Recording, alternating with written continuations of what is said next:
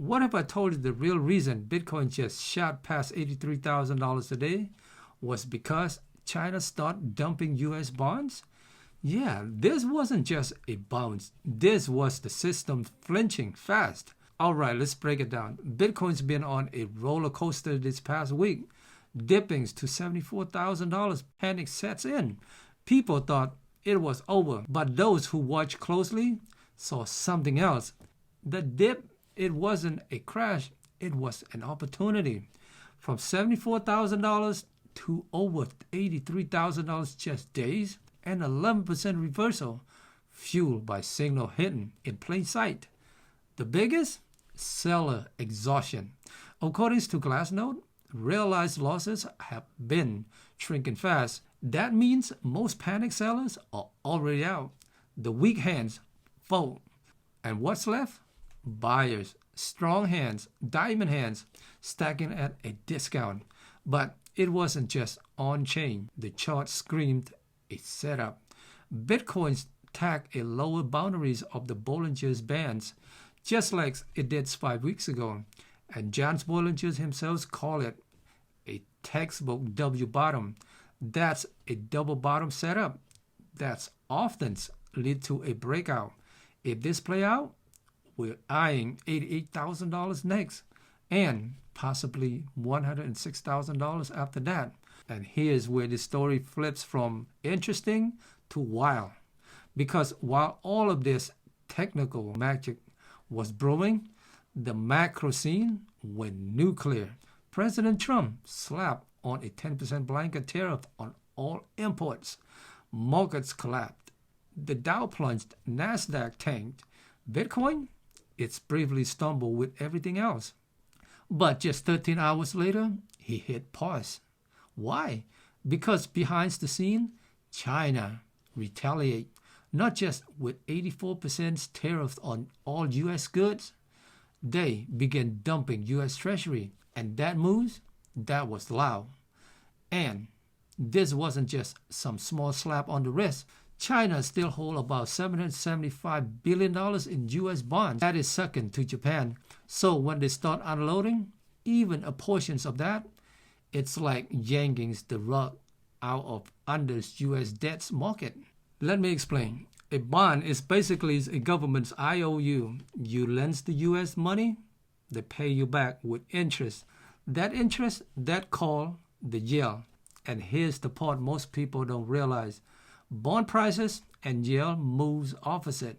When bonds are in demand, prices go up and yield go down. But when investors dump bond, like China just did, those prices fall fast. And when bond prices fall, rise.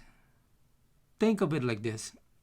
The government suddenly has to offer a high interest rate just to get people to buy the debt. That's like raising the payout on a losing lottery ticket just to convince everyone to play. So rising yield equals higher borrowing costs for the U.S. And with $36 trillion in national debt, even a tiny increase in yield sends shockwave through the system. And that's what's happened.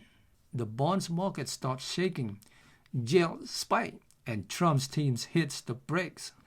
They saw what was coming, a global liquidity freeze. The last time we saw foreign nations offloading treasuries like this, it got ugly. This time, they moved quick. So just like that, tariff paused. 90 days window. Everyone's except China's got a pass. Why? Because this time, it wasn't just about trade. It was about preventing a funding crisis at home. And once the fear cleared, Bitcoins exploded. This wasn't random. It wasn't hype. This was the system cracking under pressure and Bitcoins absorbing the energy. And while that was happening, inflation data dropped.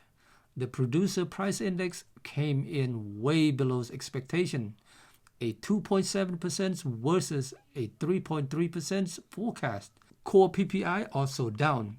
That's a sign inflation is cooling faster than expected. And when inflation drops, interest rates hike, fears go away. That's another green light for Bitcoin. To top it off, the dollar crumbled. The US dollar's index just fell below 100, its lowest points in 3 years. Last time that happened, Bitcoin's into a parabolic run. So let's recap. Bitcoin held technical support. Buyers step in.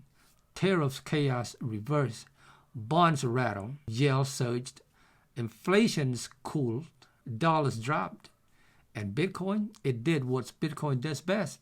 It moved first. Now, don't get me wrong. This doesn't mean we're shooting straight to $100,000 overnight, but we're no longer in the panic phase. The fear flush is behind us, and if this momentum holds, we could be looking at the start of the next leg up. So, let me leave you with this. In market, the truth doesn't always scream. It whispers. While everyone was watching the headlines, the bonds market told the real story. If you've been here long enough, you know how this played out. Bitcoin moved fast. Everyone else catches up later. So don't sleep on this moment. Zoom out. Seize the whole field.